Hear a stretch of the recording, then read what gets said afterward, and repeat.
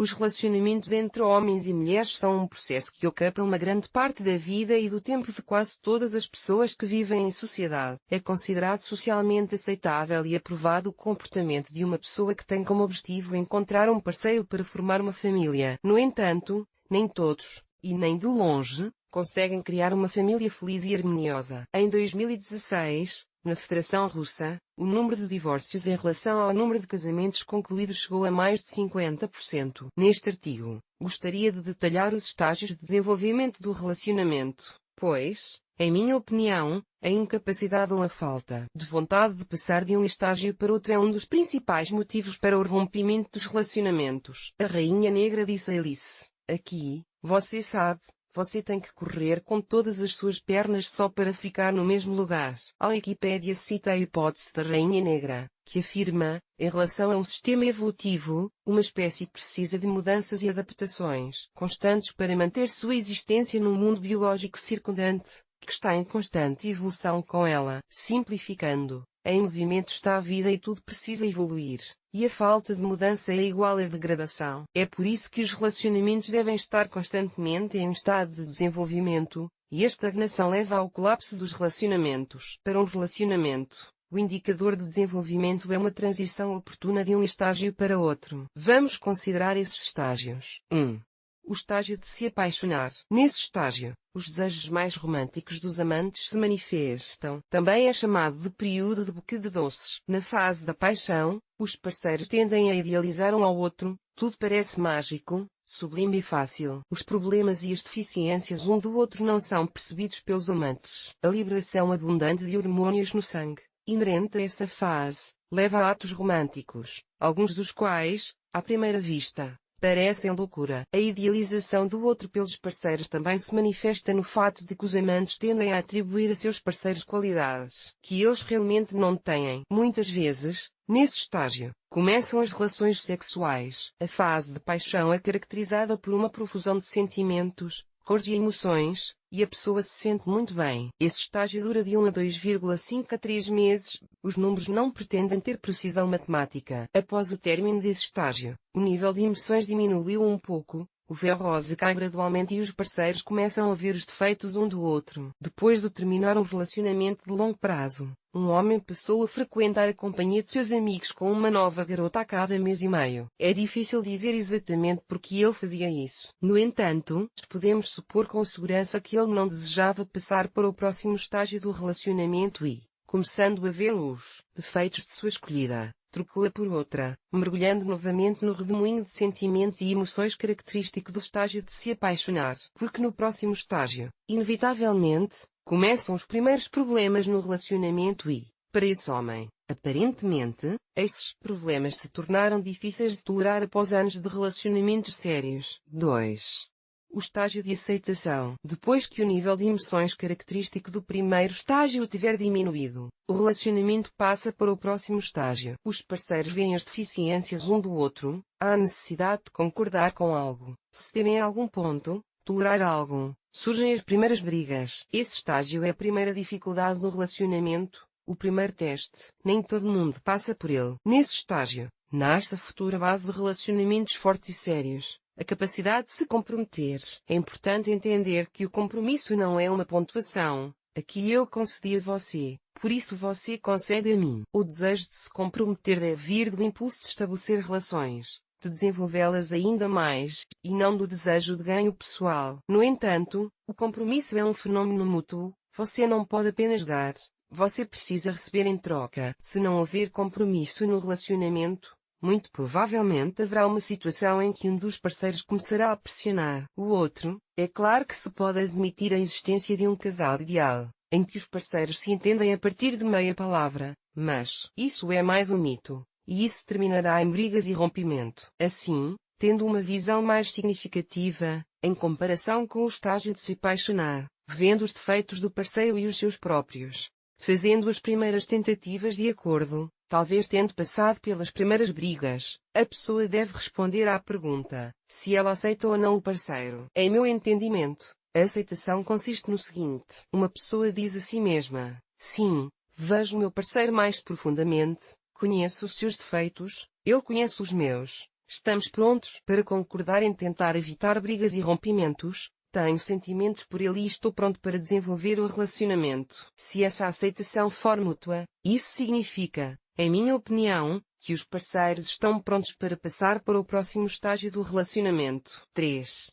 Coabitação. Talvez o estágio mais controverso. Na minha opinião, ele deve durar de 3 meses a 1 ano. É especialmente rejeitado por representantes da geração soviética, em que a coabitação sem um carimbo no passaporte era socialmente reprovada. No entanto, em minha opinião, é um estágio muito importante no desenvolvimento de qualquer relacionamento. É claro que, com base em sentimentos românticos, você pode chamar esse estágio de cálculo, mas é melhor, como dizem, medir 7 vezes e depois cortar. Um famoso poeta, Vladimir Mayakovsky, soviético, por sinal, escreveu sobre um barco do amor naufragado pela vida cotidiana. Essa frase já é usada, mas é que melhor caracteriza esse estágio do relacionamento. Vamos imaginar uma situação elementar. Após o estágio de aceitação, sim, este é o meu homem, estou pronta para trabalhar no relacionamento. Os amantes se casam e, após o casamento, saem em suas primeiras férias juntos. Provavelmente em um hotel onde não precisem cozinhar,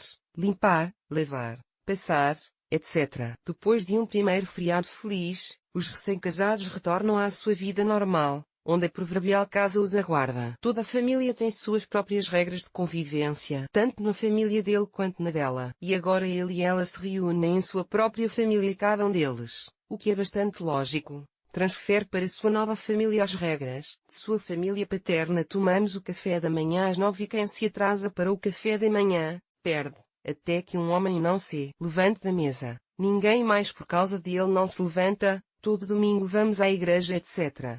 Qual é a probabilidade de que essas regras coincidam?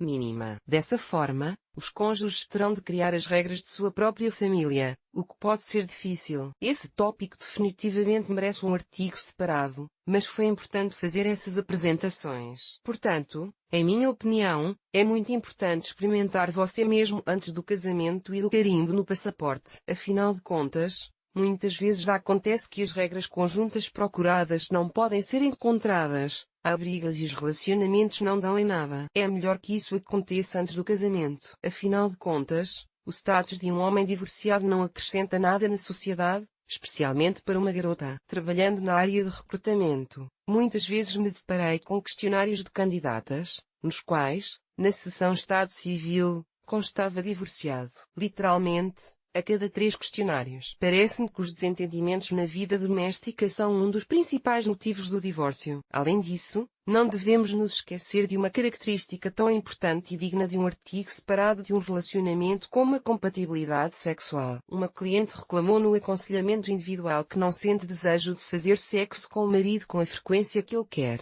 Dia sim, dia não. Enquanto uma vez por semana é suficiente para ela. É melhor descobrir esses problemas antes do casamento, pois, sob a influência de mensagens sociais nós vamos nos dar bem. Divorciada? Então há algo errado com ela? As pessoas geralmente preferem permanecer casadas, condenando-se a uma vida infeliz. Especialmente se tiverem um filho. As pessoas que decidem viver juntas sem ir ao cartório provavelmente nunca conseguirão chegar lá. 50% desses casais se separam depois de viverem juntos. Tudo porque o parceiro se esforçará para encontrar uma pessoa adequada para si mesmo, sem defeitos. Pessoas que viviam em união estável, mas decidiram legalizar o casamento, separam-se após alguns anos de convivência. Os casais que optam por viver juntos antes do casamento não têm obrigações um com o outro. O casamento, por outro lado, obriga uma pessoa e leva o relacionamento a um nível acima do amor. Um dos meus conhecidos viveu com a namorada por 8 anos antes de se casar e, no final, o casamento deles não aconteceu devido às constantes brigas e censuras. Os relacionamentos precisam de desenvolvimento constante. Esse é um dos princípios básicos para construir um relacionamento feliz. 4. Casamento e filhos. Após o estágio de viver juntos, é lógico supor que o casamento seja o próximo estágio. Deve-se observar que estou considerando a variante clássica do desenvolvimento dos eventos e não insisto, de forma alguma, que todos os casais devam agir dessa forma. Admito que alguns casais podem parar no estágio de viver juntos e não querem se casar e ter filhos. No entanto, a maioria das pessoas quer procriar e, mais uma vez, Além de ser biologicamente motivado, o processo é socialmente aprovado. A propósito, as perguntas que provavelmente são familiares para muitas pessoas: quando você vai arrumar uma namorada, namorado? Quando você vai casar, se casar? Quando você vai ter um filho? E essas perguntas estão na ordem do desenvolvimento dos estágios de um relacionamento. De acordo com minha teoria, a pergunta que muitas pessoas têm nesse estágio do relacionamento é: quanto tempo depois do casamento terão um bebê? Acho que não há e não pode haver uma resposta específica. Se deixarmos de lado os casais que se casaram depois que a futura esposa engravidou, geralmente há um padrão em que a criança nasce cerca de 1 ano após o casamento. Logicamente, os jovens agora têm um novo status social de nova família e estão expandindo essa família. Isso acontece para que os recém-casados não tenham pressa com a prole devido a vários motivos: desejo de estabilidade material, para se firmar, desejo de viver por si mesmos, viagens, educação, etc.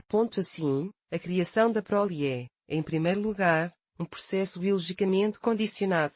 O prolongamento do nascimento é um dos instintos básicos inerentes a todos os seres vivos, e, em segundo lugar, socialmente aprovado. Com base nisso, a maioria dos casais se esforça para gerar filhos para o mundo. Infelizmente, mencionei isso acima, muitos casais terminam seus relacionamentos antes e depois do casamento. E, mais uma vez, infelizmente, a situação de famílias incompletas é muito comum. Existe um estereótipo na sociedade de que a mulher deve dar à luz antes dos 30 anos de idade, caso contrário, pode haver problemas no processo de parto e a criança terá pais velhos. Essa mensagem destrutiva leva ao fato de que muitos casais, sendo jovens, se esforçam para dar à luz o mais rápido possível. Muitas vezes isso acontece na fase romântica, quando, como lembramos, o olho está embaçado e não enxerga os defeitos do parceiro. Ou a fase de coabitação é pelada e o casal é consumido pela vida em comum, agravada pela criação de um filho. Pode parecer rude, mas, de fato, é uma provação muito difícil.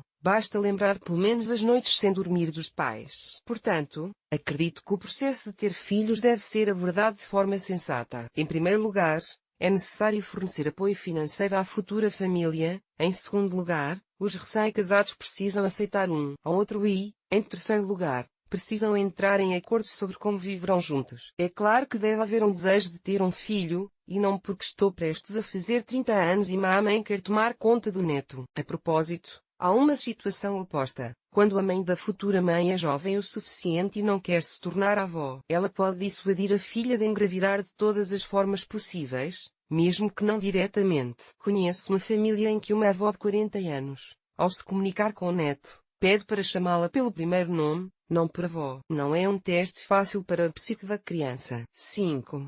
O estágio do ninho vazio. Depois de passar por um período impressionante da vida de um casal, que inclui a criação dos filhos, sua adaptação social, passamos para o último estágio do desenvolvimento do relacionamento, o estágio do ninho vazio. Embora não seja fácil para alguns pais aceitarem, todos os filhos crescem e é a vez deles criarem sua própria família e saírem de casa. Para muitos, isso é um verdadeiro golpe e não é de se admirar, pois do momento do nascimento até a saída de casa não se passa uma década, o que é muito tempo e as pessoas se acostumam a viver juntas, sua família, a vivenciar juntas momentos agradáveis e não tão agradáveis, a ajudar umas às outras. No processo de treinamento, deparei-me com argumentos muito interessantes de minha professora e mentora Ekaterina Kryukova sobre filhos e pais. Vou recontá-los com minhas próprias palavras. O que os filhos podem agradecer a seus pais pelo dom da vida, nem a ajuda material, nem o respeito e a honra podem ser uma gratidão equivalente. Uma resposta: talvez, apenas a criação de sua própria família. É instigante, não é?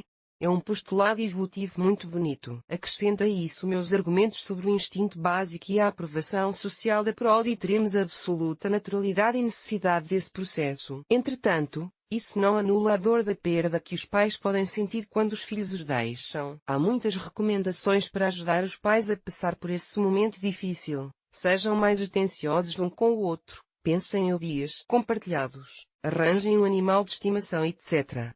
Alguns pais, para ser franco, não lidam bem com isso. Muitos estão familiarizados com a situação em que a mãe dedica muito tempo e atenção à filha e à sua própria família, construindo a última com esse envolvimento dos pais. Conselhos, telefonemas, reuniões, Tudo isso está presente em grande quantidade e serve apenas a um propósito: não deixar o ninho vazio. É claro que, na maioria dos casos, isso é feito de forma totalmente inconsciente, mas o fato é que o filho passa por um momento muito difícil. Não se comunicar, ir para outra cidade geralmente não ajuda. Nesse caso, é necessário cortar o cordão umbilical psicologicamente. É necessário romper psicologicamente a conexão com a mãe para construir sua própria família, independente em todos os aspectos. Isso pode ser muito difícil, mas é necessário para um desenvolvimento saudável. Gostaria de enfatizar que estamos falando de um processo psicológico que não envolve o rompimento do relacionamento em si. Sem dúvida, esse é um tópico muito volumoso que deve ser tratado separadamente.